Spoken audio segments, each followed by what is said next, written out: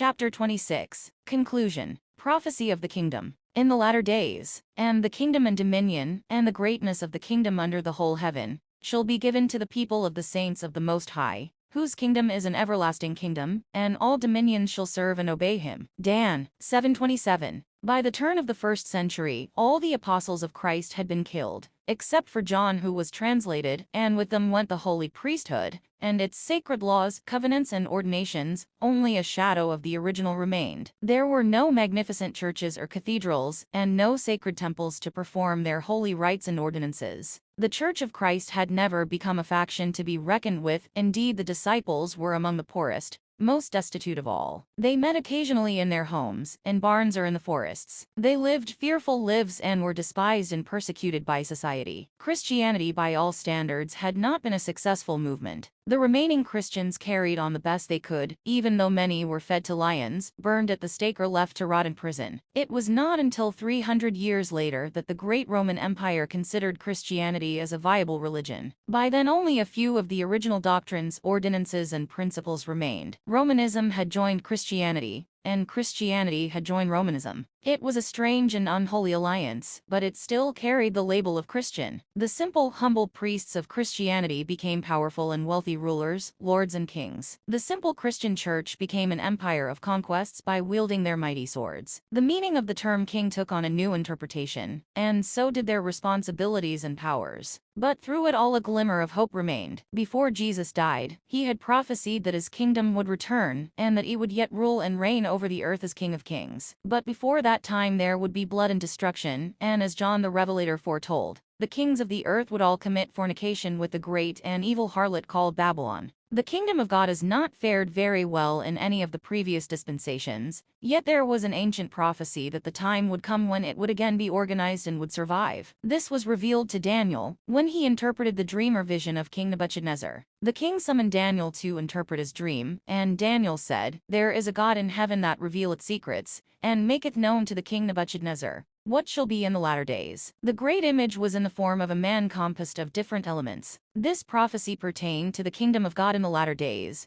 As we know, it did not happen at the time of Nebuchadnezzar, nor in the meridian of time. Both the church and the kingdom that Christ established were destroyed, with only some of the elements remaining. Orson Pratt stated, "Now, ancient Christianity, or, in other words, the kingdom which God set up 1800 years ago, did not accomplish the prediction or fulfill that which was spoken by Daniel, J.D. 17:209. Hence, the kingdom which Nebuchadnezzar saw was to exist in the latter days, and would be the kingdom which should never be destroyed. And in the days of these kings shall the God of heaven set up a kingdom, which shall never be destroyed. And the kingdom shall not be left to other people, but it shall break in pieces and consume all these kingdoms, and it shall stand forever. Forasmuch as thou sawest that the stone was cut out of the mountain without hands, and that it brake in pieces the iron, the brass, the clay, the silver, and the gold, the great God hath made known to the king what shall come to pass hereafter. And the dream is certain, and the interpretation thereof sure." Dan 2:44-45. Orson Pratt clarified this dream. Daniel, in interpreting the dream of Nebuchadnezzar, king of Babylon, describes the various kingdoms of the earth from his day down,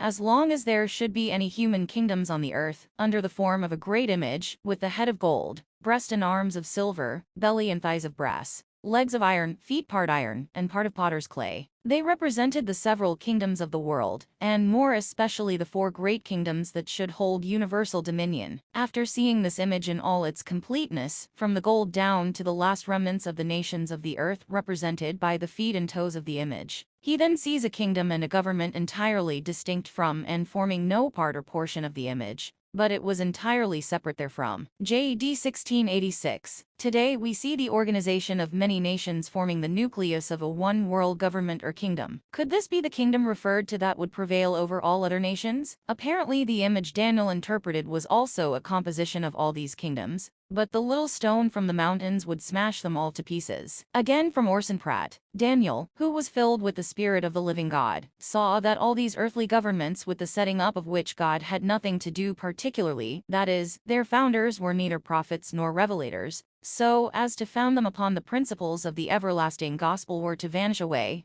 like the chaff of the summer threshing floor. And you know how that vanishes, especially when the wind blows strongly. So shall it be with all the governments, kingdoms, powers, republics, and empires upon the face of this globe, except one government, namely, that government which the God of heaven shall establish in the latter days upon the mountains. This is the work of God. J.D. 21:280. Nearly all the Christian nations of the earth, such as Germany, Italy, Switzerland, France, Spain, Austria, England, and America, have grown out of the great Roman Empire, adopting their laws, customs, governments, and their Christian religion. They comprise a part of the great beast image of Daniel's interpretation, and are governed by worldly kings and laws. Daniel saw two kingdoms in the latter days. One was a composition of all the nations of the earth, and the other was represented by a little stone that came from the mountains. In the clash of the two, the little stone survived. In Volume 3 of this Kingdom of God series, we shall discuss more about Daniel's prophecy and its fulfillment in the latter days. We have the promise that no matter what the size or power of a worldly government or kingdom, eventually it is the kingdom of God that will prevail.